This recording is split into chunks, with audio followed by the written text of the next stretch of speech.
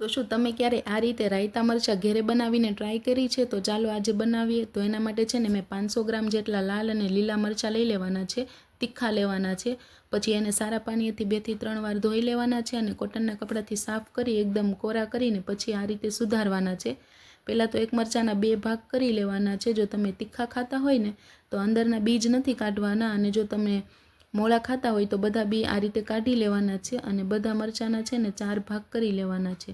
તો મેં અહીંયા મરચાંને સરખી રીતે સુધારી લીધા છે.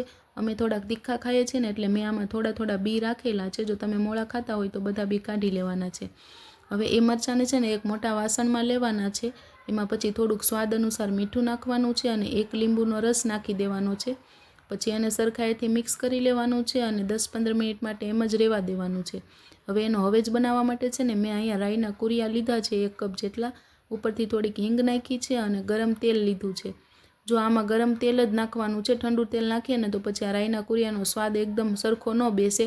એટલે અહીંયા ગરમ તેલ લેવાનું છે આપણે અને એને ઢાંકીને 15 મિનિટ માટે એમને રહેવા દેવાનું છે.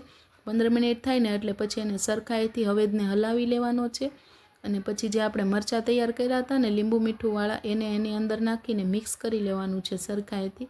આ અથાણું છે ને જલ્દી બની જાય છે અને આને તમે બનાવીને તરત જ ખાઈ શકો છો. આ ભાખરી સાથે ખાવામાં આને બહુ મજા આવે છે. જો રેસીપી ગમી હોય ને તો લાઇક, શેર એન્ડ ફોલો કરવાનું ભૂલતા નહીં. તો મળશું આપણે નેક્સ્ટ મિની બ્લોગમાં આવા જ એક નવી રેસીપી સાથે. જો તમને મારા વિડીયોઝ જોવા ગમતા હોય તો ચેનલને ફોલો કરી દેજો અને યુટ્યુબ પર જોતા હોય તો ચેનલને સબસ્ક્રાઈબ કરી દેજો.